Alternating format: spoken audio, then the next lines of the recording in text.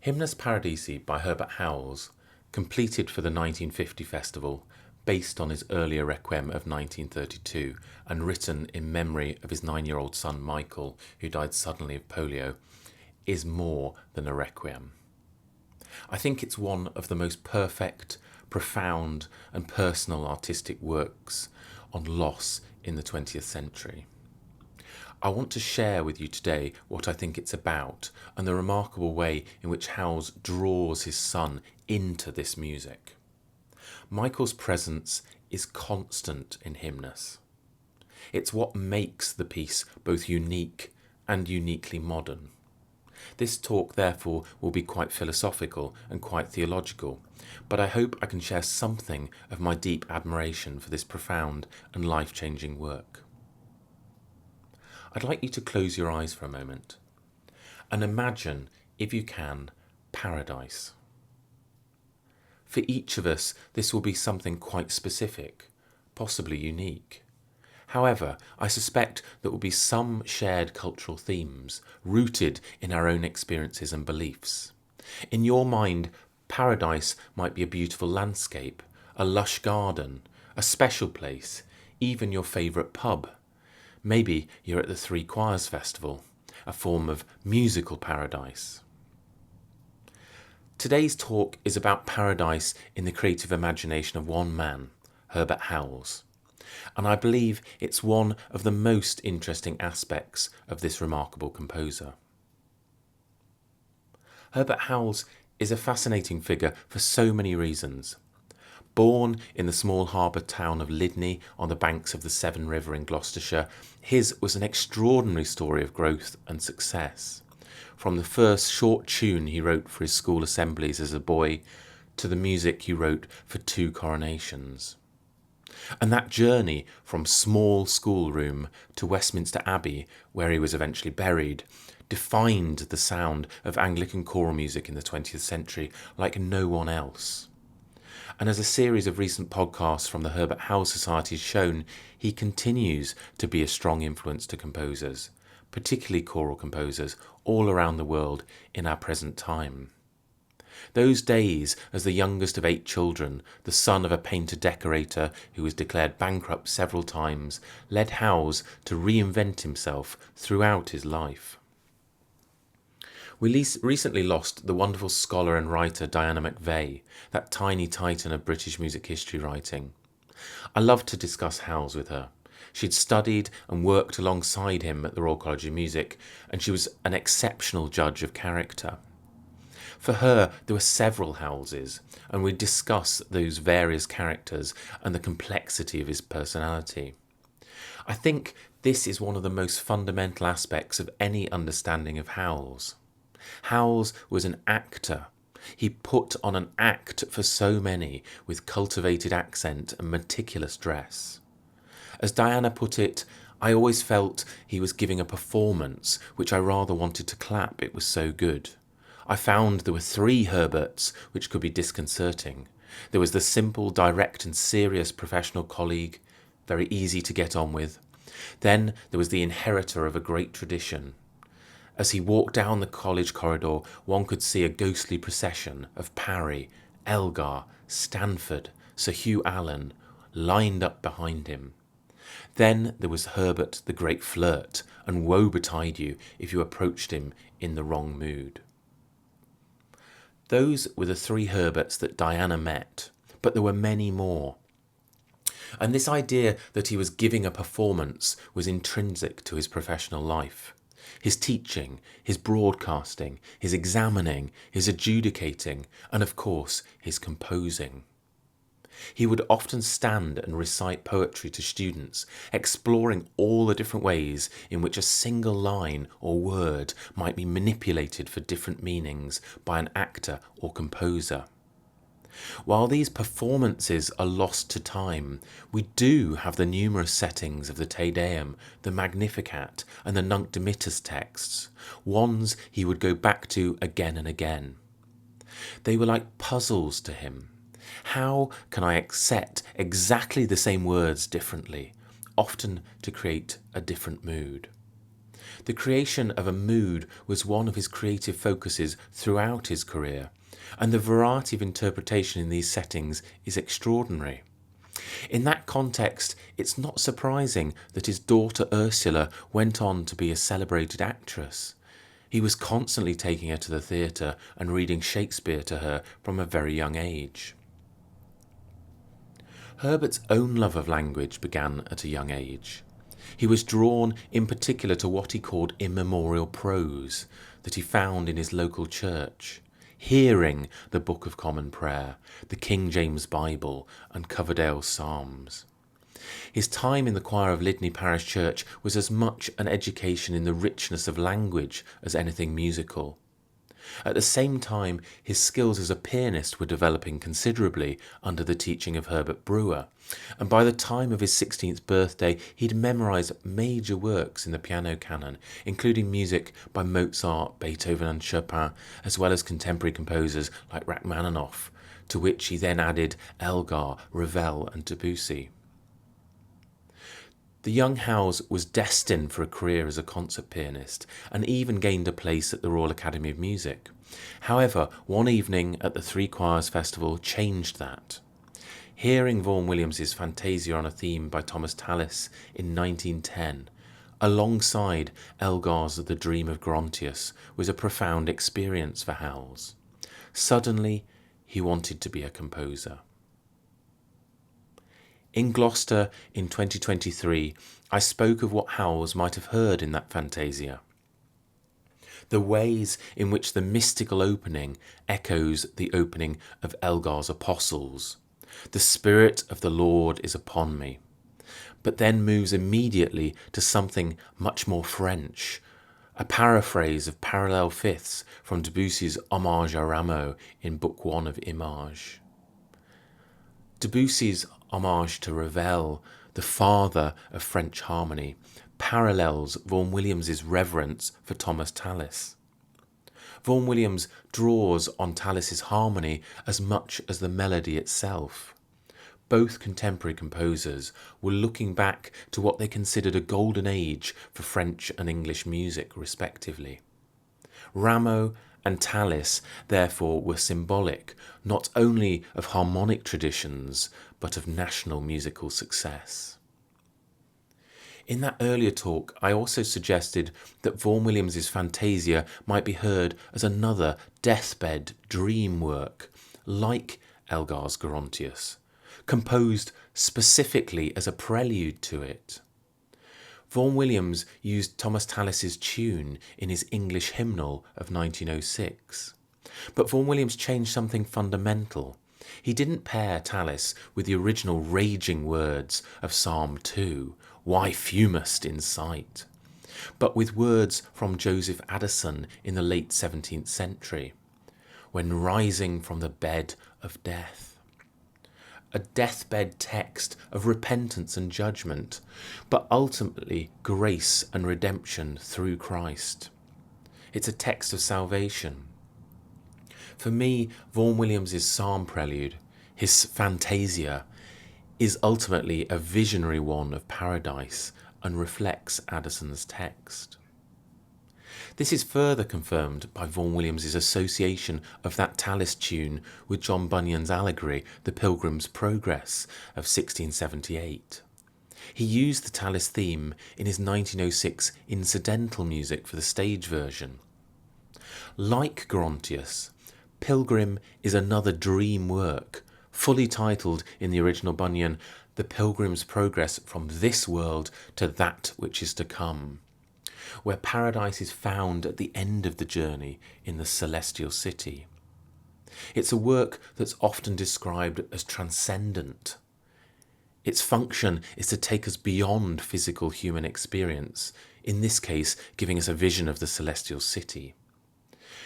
That point in Vaughan Williams's later opera, The Pilgrim's Progress, although of course he called it a morality, not an opera, first performed the year after Hymnus in 1951, forms a remarkable climax of heavenly choirs in Act 4, Scene 3, similar to the Sanctus that we'll hear in Howells's Hymnus Paradisi. At the opening of this year's proms, we heard another visionary work from Vaughan Williams, the oratorio Sancta Civitas, with its depiction of heaven based on texts from the Book of Revelation, first performed in 1926. As Michael Kennedy wrote, the score is headed by a quotation in Greek from Plato in which Socrates avows the immortality of the soul and says it is worthwhile to stake everything on this belief. Michael Kennedy goes on to point out that, quote, in 1920, in his essay The Letter and the Spirit, Vaughan Williams defined the object of all art as a partial revelation of that which is beyond human senses and human faculties, of that, in fact, which is spiritual. We might add to this list of music by Vaughan Williams overtly transcendent works like Sea Symphony, Towards the Unknown Region, Five Mystical Songs or Flos Campi, as well as less overt ones such as the Songs of Travel, the Fifth Symphony or an Oxford Elegy. They're all characterised by a romantic intensity of experience, but they also encompass, to come back to this theme of poetry, a phrase which Herbert Howells often repeated from Wordsworth. Poetry is emotion recollected in tranquillity. There seems to be something uniquely English about the restraint here. Emotion recollected in tranquillity. I'm sure we can all recollect tranquil moments in Vaughan Williams and Howells. For Howells in particular, it was a very important formal device to return the listener to a state of tranquillity in the intense hush of so many final pages, be it in the rhapsodic quintet, the first organ rhapsody, the end of an anthem such as Like as the Heart, the last page of a carol like A Spotless Rose, or, as we'll hear tonight, in Paradise Rondel and Hymnus Paradisi. All emotion recollected in tranquillity, another form of paradise. All this stands in stark contrast to the brutal physical reality, as Byron Adams has highlighted, of a couple having to watch their 9-year-old son die suddenly of polio. I've outlined a pattern here of visionary and spiritual works from Vaughan Williams and Howells which touch upon paradise. But we could also cast our minds back further and consider their teachers, Stanford and Parry, and their late works with similar transcendental themes. Stanford sets Walt Whitman, for example, in the soul of his Songs of Faith and in his Elegiac Ode.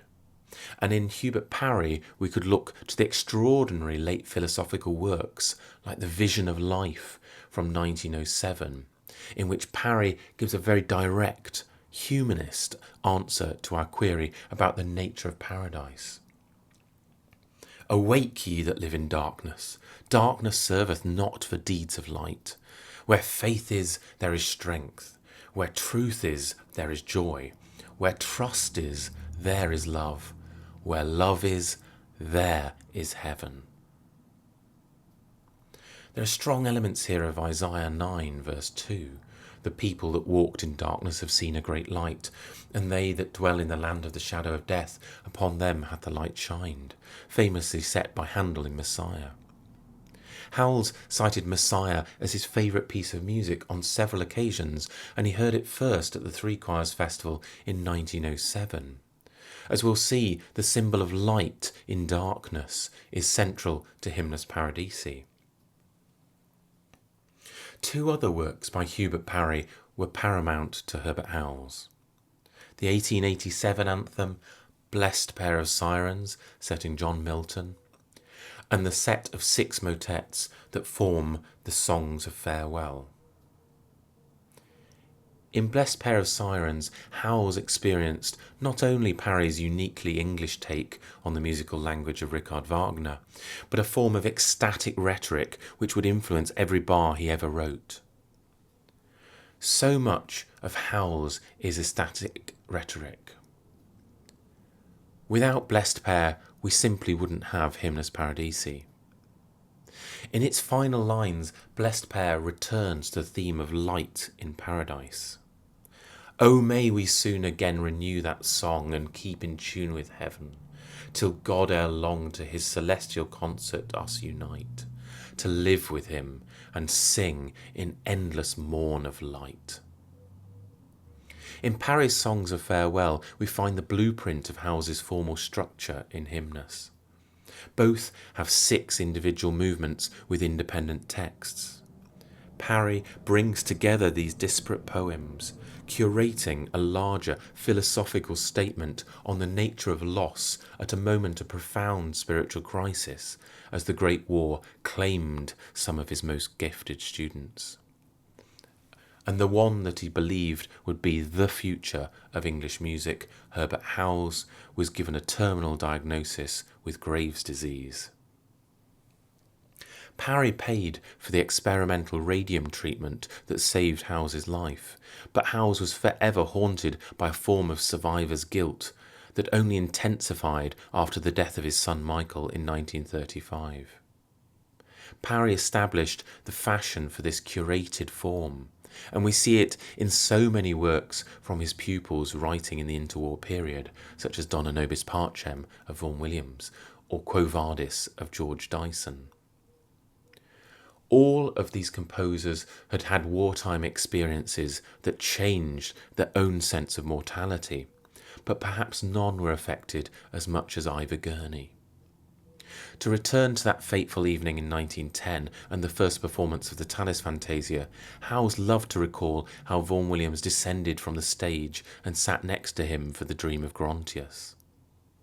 It was clearly a profound moment, and one which changed the course of Howells's life, because it was following that evening, as I've said, that Howells scrapped his plans to become a concert pianist and threw himself fully into composition.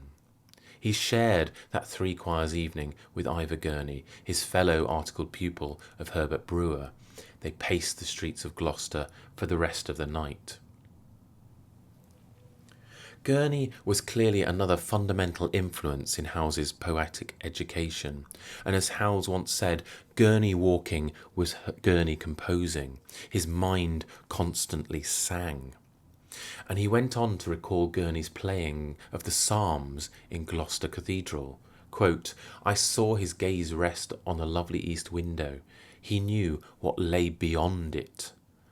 The Cotswolds, Seven Meadows, the Tewkesbury Road, and all the loveliness that encircles Gloucester. Together, through their trips into the surrounding countryside, they formed a shared perspective of Gloucestershire as paradise, a place of profound beauty, spiritual connection, and solace. And the symbolism is found throughout their wartime letters, as the memories of Gloucestershire become fundamental to remembrance, their personal friendship, and a frequent source of creative inspiration. I was recently involved in the editing and recording of an early version of Howells's string quartet in Gloucestershire, a work he began in 1916 and rewrote repeatedly in the 1920s and 30s. That quartet seems to revel in this spiritual communion and creative connection, recalling transcendent moments in nature. Paradise is therefore often a state of mind or mood as much as a place, and that's what we access through this music. Likewise, we could point to numerous other works, like the Summer Idylls for piano from 1911, or the 1916 piano quartet, dedicated to the hill at Chosen and to Ivor Gurney who knows it. Paul Spicer writes of Howells buying platform tickets for Paddington Station when he first moved to London as a student at the Royal College of Music, so that he could watch the trains going towards Gloucester. Such was his homesickness. And I think this is the first sign of Gloucestershire being a source of solace, predating Gurney's wartime correspondence. However, in a late interview, Howells clarified in a rather brutal manner that this heartache, rather than homesickness, was for the Cotswolds and not for his hometown of Lydney and the Forest of Dean, which came to represent the working class poverty from which he'd successfully escaped. Tonight we'll hear an orchestral work of around 10 minutes called Paradise Rondel, which fits into this model of Gloucestershire as paradise. Adrian Partington has described the paradise here as like a beautiful garden. And in doing so, Adrian is drawing from some of the oldest definitions of the word, where paradise referred to the expansive, walled gardens of the Persian Empire, often used for hunting or pleasure. In a programme note for the first performance of Paradise Rondel at the Three Choirs Festival in 1925, Howells wrote, "The paradise of the title of this piece is no more distant than the village of that name in the Cotswolds, and any other village might have done for the work if it could have lent as good a name. Paradise is a good walking place, full of tunes for those who can hear them. Most of the few themes in this short work are quick-moving and lively." His programme note rather downplays its importance. Paradise here is conceptual, it's in the imagination. We also get an Elgarian reference to hearing tunes in nature. But there's an exclusivity here as well, full of tunes for those who can hear them. This sensibility is crucial. Howells's themes are folk-like, but overall the style is anything but Elgarian. The strongest influence here is Stravinsky, and particularly the country fair that we find in the ballet Petrushka, nestling alongside echoes of other pastoral scores from the early years of the Ballet Russe, such as Debussy's L'après-midi d'un faune and Ravel's Daphnis and Chloe. Paradise Rondel has a central section of stillness, intimacy and inherent eroticism, which it shares with those French masterworks. Of course, the gardens of paradise have always been associated with sex, but Adam and Eve's carnal activities in Eden were often glossed over in later Christian theologies that prioritized the moral qualities of those entering paradise. Here, paradise is the heavenly abode of the righteous. Howells's music, his iconically, instantly recognisable sound, is a fascinating mixture. He was drawn to folk song, for example, but his is a much more ambiguous relationship with that world than any other composer of the era. We often hear stories of Ray Vaughan Williams and Gustav Holst wandering the countryside, collecting tunes from the working classes, rather like musical Pokemon characters. And yet, for Howells, this was music that was much closer to home and was a fundamental part of his working class childhood. As I've said, a world from which he'd managed to escape. There are further ambiguities to Howells's pastoral paradise. The piano quartet that I mentioned earlier, the one dedicated to the hill at Chosen and Ivor Gurney Who Knows It, underwent revision in the mid-1930s, as did the string quartet in Gloucestershire. To me, in those revisions, we hear the turmoil of a man for whom the utopian pastoral landscapes had begun to darken. For example, the tonal simplicity of the piano quartet's second theme is revised in a way that makes its arrival far more problematic. Gerald Finzi considered the revisions a mistake, but yet they seem to make sense if you consider how fundamental the link was to Howells's friendship with Gurney, a friendship that was now in the process of disintegrating completely as Gurney lost his mind in the asylum. Despite suggestions to the contrary in a recent publication, Howells did visit Gurney regularly, but these brought on periods of dark depression, and with the death of his son Michael, his grief for both his son and his closest friend was profound. It was on holiday in Bream in Gloucestershire that Michael Kendrick Howells became critically ill, and having been rushed back to a London hospital, died suddenly. He was buried at the church of Twigworth outside Gloucester, where 2 years later Ivor Gurney was laid to rest in a nearby grave. Gloucestershire was therefore symbolic of paradise lost. Howells began to compose again at the urging of his daughter Ursula, later referring to the works, which include Hymnus Paradisi and the cello concerto, as very private medical documents. The Howells family spent Christmas and New Year with Assumptions in the Cathedral Close at Gloucester, and Herbert and his wife Dorothy climbed Painswick Beacon on New Year's Eve, which brought back memories of the frantic journey by car from Bream when Michael was rushed back to London unable to breathe. Charles I is said to have climbed Painswick Beacon, and being quite overcome by the panoramic vista, proclaimed, "This must be paradise," a name which has struck ever since, complete with a pub called the Adam and Eve. In a later diary entry for that same visit, Howells writes, "From now on, Gloucestershire matters more than it ever did." It was still a form of paradise to Howells.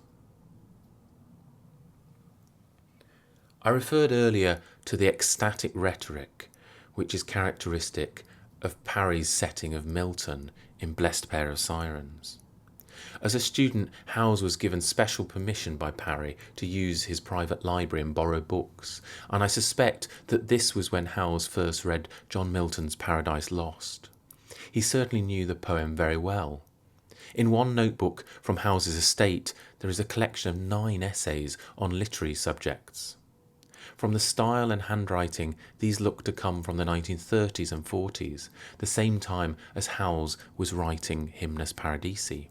They include one on Milton's power of characterization, and several on Samuel Johnson's criticism of Milton, including the elements of common sense in Johnson's criticism of Milton, and finally an essay called The Merits of Johnson's Observations upon Paradise Lost.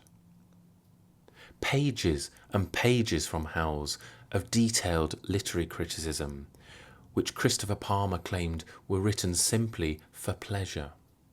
I would suggest they're far more than that. They might have been written in the immediate aftermath of Michael's death. They certainly come from that general period. Howells is particularly interested in the characters of Adam and Eve, I think, in the 2 wordless soloists in the 3 Choirs Commission Sine Nomine of 1922. Here we have a man and a woman within a pastoral vision, Adam and Eve if you like, engaged in an ecstatic wordless love duet with long melismas which get increasingly excited. The repetition, the gasping, the cries, the moaning and the sighing. That the cathedral allowed a pastoral tone poem where 2 soloists engaged in such French-inspired eroticism for a protracted period seems rather extraordinary even today. As Byron Adams points out, Sine Nomine echoes the sirens of Debussy's nocturnes. And I don't think it's too much of a leap to identify the pair as Adam and Eve within this pastoral paradise. So what else other than sex might Howells have got from reading Milton? I think it's partly thematic, the notion of Howells's fall from parental paradise. I think it's partly aesthetic. The intensity of language, the richness of words, the sheer vividness of Milton's imagination, which is so visual and direct. That and its scale no doubt appealed to Howells the Actor. Paradise Lost is a poem to hear in dramatic performance, with long sentences and vast paragraphs that work on several structural levels. So do De Howells's. His elongated linear counterpoint governs this gradual and unpredictable unfolding of vast musical structures. 2 proper cadences in 45 minutes is remarkable and makes the sense of closure in and of itself a form of paradise. In a century of war and spiritual crisis, Paradise Lost speaks of hope, and that hope of redemption principally comes from a character called Michael, the Archangel. When Howells was writing his later Stabat Mater, he privately kept a prayer card with him throughout. It's a late 19th century French one, and it depicts the archangel Saint Michael in a beautiful line drawing. Michael looks very young, very beautiful. It came from Howells's early days at Westminster Cathedral. On the back is a line from Psalm 15, "Thou shalt fill me with joy at the sight of thy face." We know that Howells spent a long time reading poetry immediately after Michael's death. He writes of poetry as a reflection of life and, quote, "a basis of education, guide, philosopher and friend." He also spends a considerable amount of time copying out poems, including a line from Samuel Taylor Coleridge, "For he on honeydew hath fed, and drunk the milk of paradise," describing paradise here as a state of profound inspiration and imaginative vision in Kubla Khan. Howells also copied Julian Sturgis's poem Through the Ivory Gate, which Parry set in his English lyrics. "I had a dream last night, dream of a friend that is dead. He came with dawn's first light and stood beside my bed." Elsewhere we have Arthur Symons' translation of St. Teresa. "Let mine eyes see thee, sweet Jesus of Nazareth. Let mine eyes see thee, and then see death." Perhaps most touching is the anonymous poem that was sent to Howells whilst he was staying with Assumptions, which ends with a reference to Michael as the light. "Is he not round me in all loveliness, who dared the sharp departure still so young, to scatter worldwide into sight and song the light that found life flesh confined too harsh?" This symbolism of light and song continues in another poem, marked with his initials M.H., which was written by the Gloucester poet Daniel Roberts for Howells after a conversation about Michael in December 1935. This is an extract. "Like dawn that fingers the skies with gold, his beauty lingers, a tale half told, an echo waking the age-old hills, or the golden breaking of daffodils. No tossed veils darken his clear bright light, only we hearken day and night. His vital presence, ardent-eyed, passed into silence, and what beside? A tune that rings on, a muted string, a song that sings on our hearts like spring, that makes his story for listeners a stainless glory of living verse." We are those listeners, listening to his story. As the poem tells us, Michael is a dawn-like, vital presence throughout Hymnus. This poetic idea of Michael's transfiguration into light and song, his clear bright light of the poem, is the heart of Hymnus Paradisi. In notes that Howells made about the holiday in Bream that ended so tragically, Howells emphasises the ecstasy of being in the countryside that was, quote, "full of lovely light." He continues, "Both children were in a happy state of excitement at being in real country. Much of their ecstasy touched us too." So the ecstatic rhetoric that I've already linked musically with Parry is important as the linking factor to Michael himself. The ecstatic child in the real country is everywhere in Hymnus. I'll read from two notes that the composer himself wrote. First, from a draft note. Hymnus Paradisi is a requiem. It does not use that generic title, and it is not ritualistic, but its whole purpose is commemorative of the composer's only son, by whose early death the nature of the work is wholly conceived. then from a longer broadcast talk for the BBC on the 9th of December 1968. For text, I sought immemorial prose. At the outset and at the end, I used only 2 sentences from the Latin Requiem Mass, knowing that one of them, et lux perpetua luceat eis, would govern the work, especially that one word, lux, light. Light indeed touches all but one of the 6 movements. Blessed are the dead alone stands outside, and yet is in sight of that same light. And even the greatest verse of the 23rd Psalm reflects it. And the movement in which I combine Sanctus with I will lift up mine eyes blazes with it. For an ending, I had still to summon, if I could, an even more intense degree of the work's pervasive radiance. I searched a long time for a verbal text that would serve that purpose, and for as long a time I was baffled. Then my friend Sir Thomas Armstrong found what I had been looking for. Gratefully, I still read again the letter in which Sir Thomas, in his beautiful handwriting, wrote out the text of Holy is the True Light, found in the Salisbury Diurnal, and again at the end of Robert Bridges' The Spirit of Man. These programme notes and poems give us a sense of Hymnus Paradisi's function, giving the listener a sense of Michael's presence with us through light and song. That light ranges from a single candle in the darkness to the dawn of everlasting light in the final movement.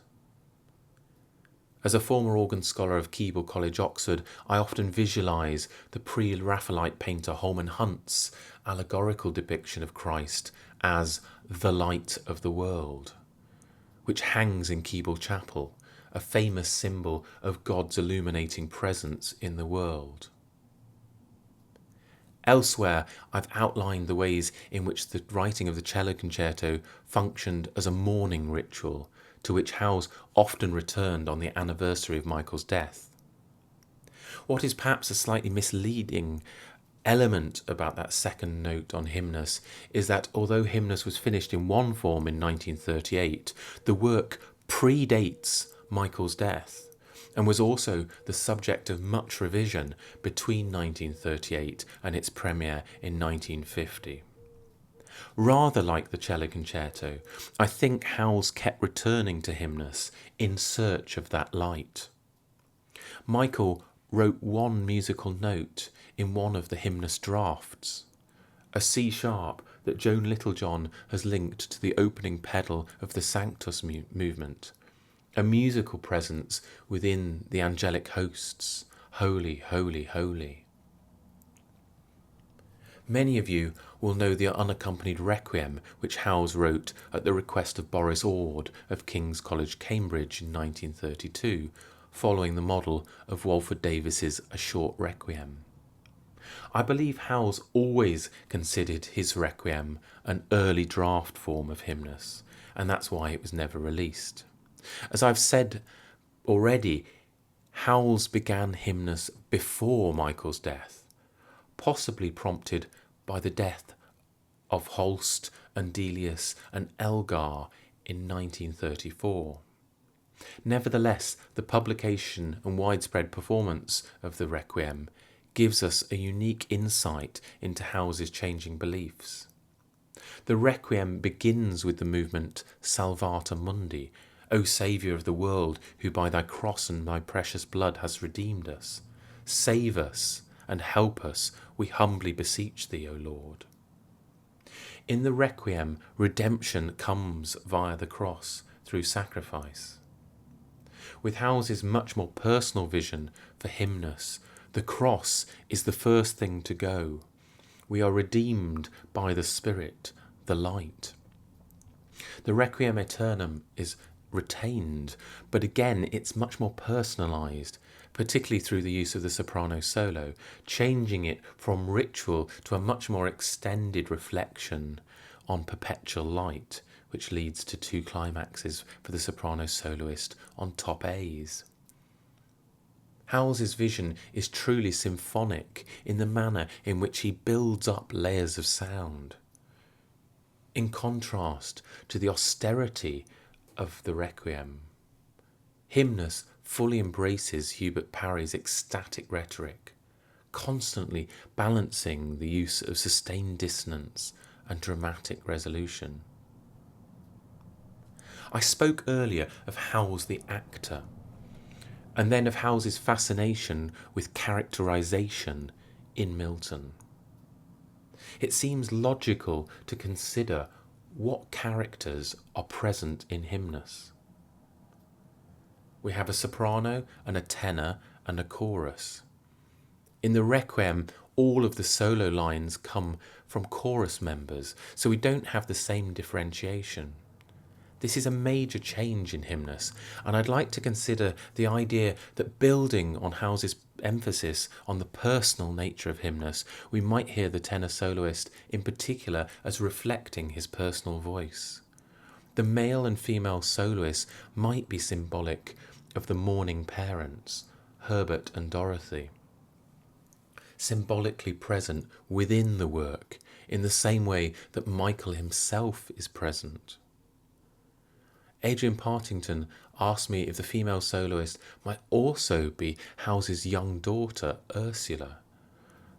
Following Michael's death, the pair became particularly close, and on many occasions she said to her father, "I'll be your son if you'll be my brother." This characterization is at the heart of Hymnus because it's fundamentally an ongoing personal conversation between the living and the dead, and one which speaks to the senses. We look up to the hills, we hear the voice from heaven, we taste and are fed on the green pastures, and we are touched. Thou hast anointed my head. This sensuality is important because it addresses the fundamentals of human perception. Earlier, I emphasised the nature of transcendence in Vaughan Williams, Stanford and Parry. We often talk about immanence and transcendence as a binary, a tension between this worldliness and otherworldliness. Theologically, immanence is about divine presence within our world. Transcendence is about moving outside our material world. However, within Christianity, God is both of this world and beyond it, sitting outside of time and space. I would argue that what differentiates Herbert Howells from Vaughan Williams, Parry and Stanford is the emphasis on immanence.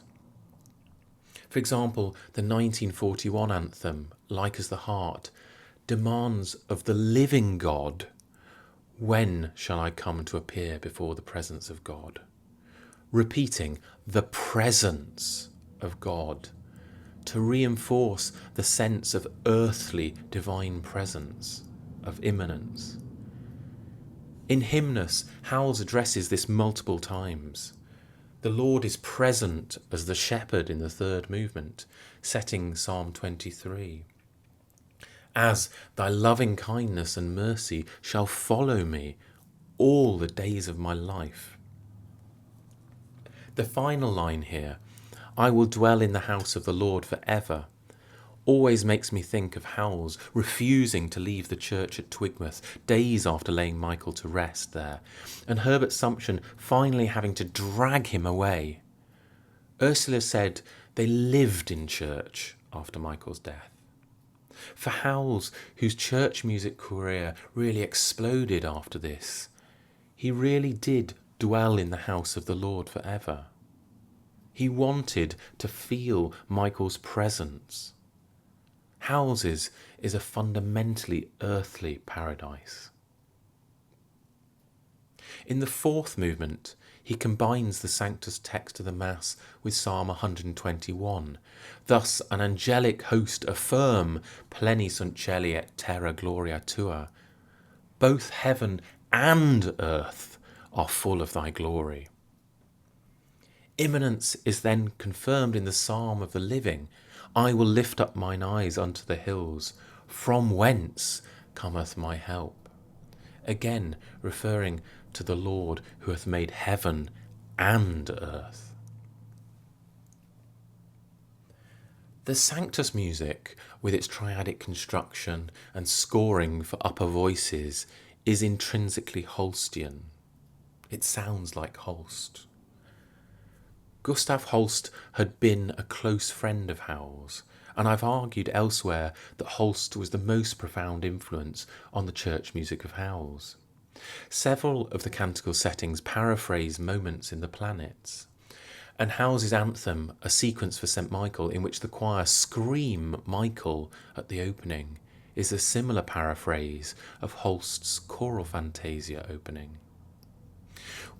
We might also consider the influence of Holst's Ode to Death, another transcendental text from Walt Whitman with its luminous choral orchestral writing. Many of the ecstatic and mystical outbursts of Holst's Ode to Death seem to this listener to have found their way into Hymnus, and I would add Holst to the list of characters present through the allusion to his music within Hymnus. Of course, Holst died shortly before Michael, very suddenly in 1934. As residents of Barnes in London, the families were close. The fifth movement uses a text from the burial service. I heard a voice from heaven. This is a crucial moment, symbolically giving the dead back to the earth, dust to dust. It recalls the Latin inscription on the title page of Hymnus that we know in the translation by Helen Waddell as "Take him earth for cherishing," set by Howells later in the anthem of 1964. You might recall the penultimate stanza of that anthem speaks of paradise. Once again the shining road leads to ample paradise. Open are the woods again that the serpent lost for men. Given the deep sense of hope in these words, not just paradise but ample paradise at the end of the shining road, I've always been struck by the detachment of Howells's setting at this moment, with its diminuendo on the word paradise, marked più tranquillo. Literally, to return to Wordsworth, this is emotion recollected in tranquillity. The fifth movement connects heaven and earth. The mourners are the ones hearing a voice from heaven, which is reassuring them that from henceforth blessed are the dead that die in the Lord. Again, Howells personalises this connection with heaven by using the tenor soloist to make this opening statement. I heard a voice from heaven. The heavenly chorus replying with exactly that. Howells then uses repetitions of this material to intensify the emotions of the soloists. Ultimately, the most important word is blessed, reflecting the ecstatic nature of paradise for the living. Nevertheless, the movement ends once again in tranquillity as the dead rest from their labours. The final movement, Holy is the True Light, is really a series of building fanfares which lead to the ultimate climax of the work, after which Howells returns to the tranquillity of the Requiem text from the second movement. In a work of ecstatic rhetoric, it is the most ecstatic and the most dramatic, but overall it is the smoothness of this arch form with its dramatic build-up which is something to behold, and Howells's complex orchestration in particular is masterful. If we're interpreting it as a pastoral scene, it's a new dawn of eternal light. The soprano and tenor soloists confirm their state of bliss in their duet on the word Alleluia, and the final resolution is characteristically Howellsian in its unexpected voice leading. We might ponder whether Howells was aware that George Dyson ended Quo Vadis with the same text, which was performed in the Hereford Festival of the previous year, 1949. There's a glorious symmetry to Howells's overall design for Hymnus, which you might see as a reflection of the two parts of Elgar's The Dream of Gerontius. Both works move from the living in part 1 to the dead in part 2. Howells's first three movements act as a single arch, with the requiem and psalm texts of the prayerful living. The movements refuse closure until the end of the third movement. The tenor, marked tranquillo, expresses his complete contentment as he sings, "The Lord is my shepherd, therefore can I lack nothing." He is in paradise. The final three movements have far more of a focus on divine presence, the immanence I spoke of earlier, but crucially, the living are always present too. To return to the opening orchestral preludio, which I suspect was the final element of Hymnus to be written, Howells uses themes from the other movements. But it's the opening allusion to the prelude of the Dream of Gerontius, which also returns at the end, which is perhaps the most surprising.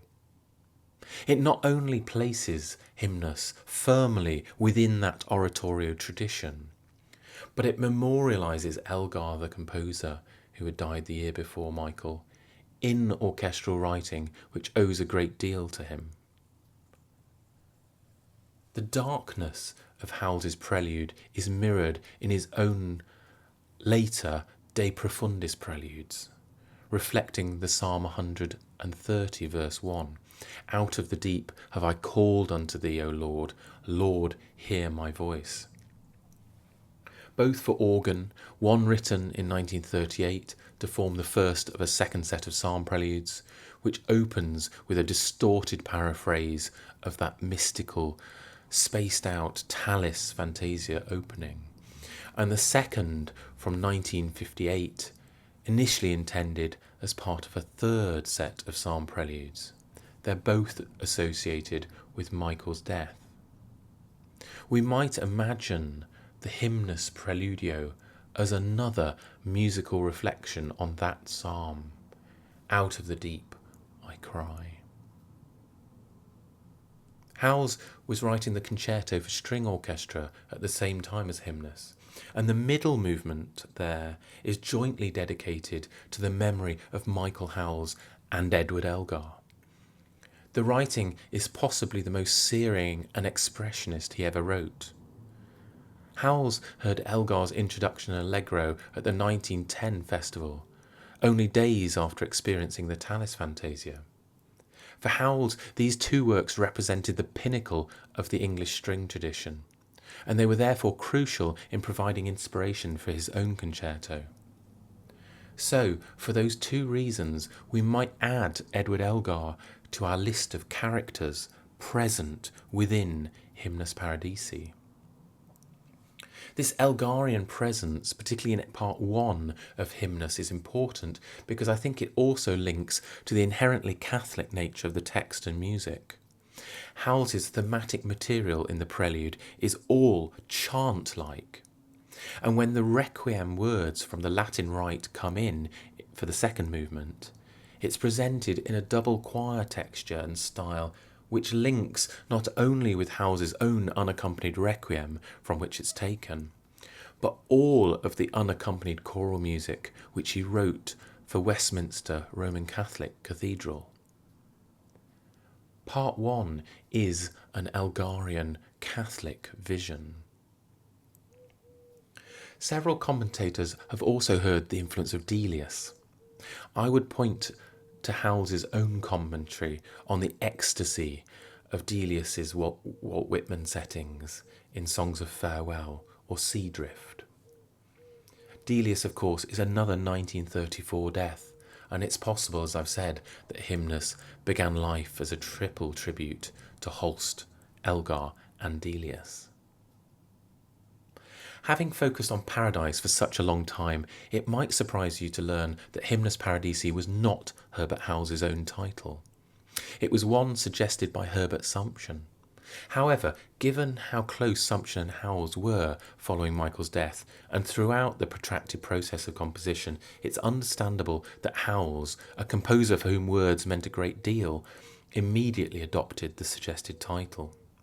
And to consider the concept of paradise seems to me the perfect way to unravel the complexities of this unique and wonderful piece of music. For me, Hymnus Paradisi is a hymn of paradise lost. The other topic that I haven't mentioned is Howells's lack of faith. Howells repeatedly declared in private that he was an atheist. He wasn't, like Vaughan Williams, an agnostic. To quote him directly, there's nothing. In the words of Alan Ridout, Howells was a complete unbeliever. We might label Hymnus as one of the great humanist requiems, alongside works like Brahms' German Requiem. But I think he was genuinely desperate to have a faith that would see him reunited one day with his son. Paul Spicer recalls walking out of the RCM concert hall with Howells after a rehearsal for Hymnus, and him simply saying, "I wish I'd never had to write that work." The paradox, though, is expressed in the words of Christopher Palmer. Hymnus Paradisi is not an elegy, a lament, not even really a requiem, but a song of joy, of victory, of celebration, of life. I would agree. It's an affirmation. And so I think Hymnus is fundamentally a work about hope, the hope of feeling Michael's presence, his immanence again in this world. As the hymn Michael states, all my hope on God is founded. Not faith, but hope. So much of Hymnus is about that ongoing relationship between the living and the dead. Michael, of course, but also Herbert, Dorothy and Ursula, and others like Gustav Holst and Edward Elgar. I'm going to finish with an extract from a Christmas poem, The Oxen by Thomas Hardy. If someone said on Christmas Eve, "Come, see the oxen kneel, in the lowly barton by yonder coombe our childhood used to know," I should go with him in the gloom, hoping it might be so. When I was discussing this talk with the Reverend Dr. Paul Andrews, a noted authority on Howells, he pointed me to this poem. For Paul and I, it's Hardy's final line, "I should go with him in the gloom, hoping it might be so," which captures Herbert Howells' sense of belief, acknowledging its absence whilst longing for its appearance. And with it, of course, a sense of paradise, whatever that may be. Thank you.